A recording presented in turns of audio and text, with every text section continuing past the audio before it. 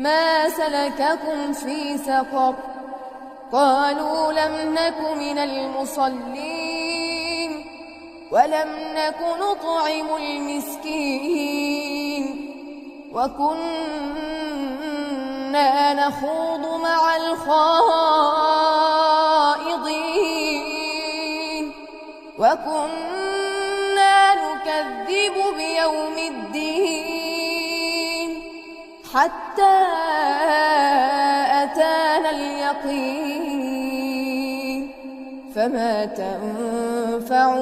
شفاعة الشافعين